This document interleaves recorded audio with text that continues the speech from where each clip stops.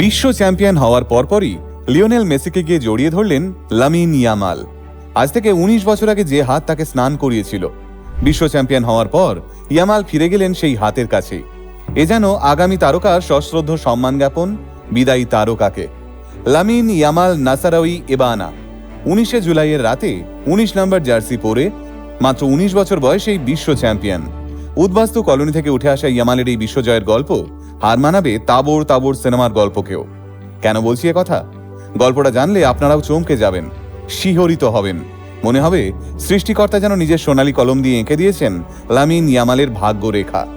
Lamine ইয়ামালের যখন জন্ম হয় তখন তার মা শেইলা ইবানার বয়স মাত্র ১৬ বছর, আর বাবা মৌনিন নাসারাউই তখন দিনমজুর। রোকাফন্দার উদ্বাস্তু কলোনিতে সংসার পাতায় দুই তরুণ তরুণীর জীবনে যখন প্রথম সন্তান আসে, তখন আনন্দের থেকে বেশি ভয়ই পেয়েছিলেন তারা, কারণ পরিবারের অর্থনৈতিক অবস্থা তখন চূড়ান্ত খারাপ। এই পরিস্থিতিতে একটা শিশুকে বড় করে তোলা কার্যত অসম্ভব। আর ঠিক এই পরিস্থিতিতেই সূত্রপাত হয় এক রূপকথার গল্পের। মৌনির এবং শেলা যখন তাদের প্রথম সন্তানকে নিয়ে কার্যত হিমশিম খাচ্ছেন, ঠিক তখনই তাদের দুই ঘনিষ্ঠ বন্ধু সাহায্যের হাত বাড়িয়ে দেন। ওই দুই বন্ধুর সাহায্য পেয়েই চূড়ান্ত অভাব থেকে সাময়িকভাবে মাথা তুলে বাঁচার অক্সিজেন পান লামিন ইয়ামালের বাবা মা। এবার বলুন তো, ওই দুই বন্ধুর নাম কি? উত্তরটা জানলে চমকে যাবেন।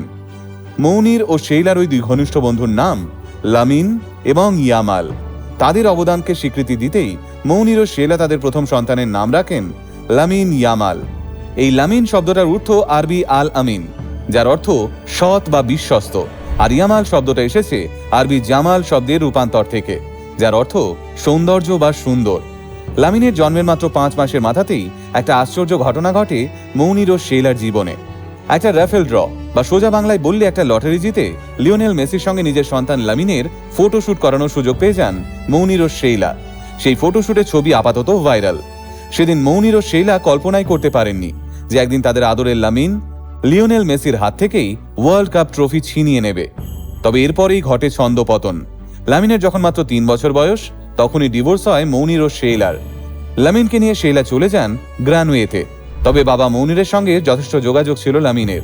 তিনিই মূলত লামিনের মনে ফুটবলের বীজটা পুঁতে দিয়েছিলেন। এমনও দিন গেছে যখন লামিনের ফুটবল খেলার জুতোটা অবধি স্থানীয় এক জুতো ব্যবসায়ীর থেকে ধার করে এনে দিয়েছিলেন মৌনির। আর সেই জুতো ব্যবসায়ীকে তিনি বলেছিলেন, আমার ছেলে বড় হয়ে ফুটবল খেলে এই জুতো টাকা মিটিয়ে দেবে। বাবার এই লড়াই কোনোদিনই ভোলেননি লামিন। তাই আজও প্রত্যেকটা সফরে তিনি বাবাকে সঙ্গে নিয়ে যান। তবে শারীরিক অসুস্থতার জন্য বিশ্বকাপ সফরে থাকতে পারেননি মৌনির। ওদিকে মা শেইলাকে তার নিজস্ব পৃথিবীর রানী বলে মনে করেন ১৯ বছর বয়সী লামিন, কারণ ছোটবেলা থেকেই তিনি মাকে মুখে রক্ত তোলা পরিশ্রম করতে দেখেছেন। লামিন একটা পডকাস্টে এসে বলেছিলেন, আমার মায়ের সঙ্গে আমার একেবারে রাতে দেখা হতো।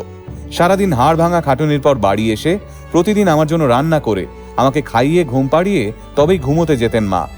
তাই আমার মা আমার কুইন। এই পৃথিবীর সমস্ত সুখ তার প্রাপ্য। মাকে সত্যি সত্যি অগাধ ভালোবাসেন লামিন। তাই সামর্থ্য হওয়ার পর লামিন তার মাকে বলেছিলেন, গোটা বার্সেলোনায় যে বাড়িটা তোমার পছন্দ তুমি শুধু সেটার নাম বলো, আমি ওই বাড়িটা তোমায় গিফট করব। মা শেইলা পছন্দ করেছিলেন স্প্যানিশ ফুটবল তারকা জেরার্ড পিকে এবং তার প্রাক্তন স্ত্রী শাকিরার বিলাসবহুল বাংলোটাকে। লামিন এক মুহূর্ত দেরি না করে ১২১ কোটি টাকা খরচ করে সেই বাড়িটাই মাকে কিনে দিয়েছিলেন। আচ্ছা, এবার একটা কথা বলুন তো, লামিন ইয়ামাল গোল করার পর যে সেলিব্রেশনটা করেন, হাতের আঙুল দিয়ে তিনি যে ৩০৪ সংখ্যাটা দেখান, তিনি সেটা কেন করেন? আসলে এই ৩০৪ সংখ্যাটা হলো রোকাফন্দার সেই উদ্বাস্তু কলোনির পোস্টাল কোডের শেষ ৩টে সংখ্যা। প্রতিবার গোল করার পর লামিন ইয়ামাল ফিরে যান নিজের সেই শিকড়ে, যা তাকে মনে করিয়ে দেয় শুরুর গল্পটা। আর এই শিক্ষা ইয়ামাল পেয়েছেন তার ঠাকুমা ফাতিমার থেকে। লামিনের বেড়ে ওঠার পিছনে মৌনিরের মা ফাতিমার অবদানও কিছু কম নয়।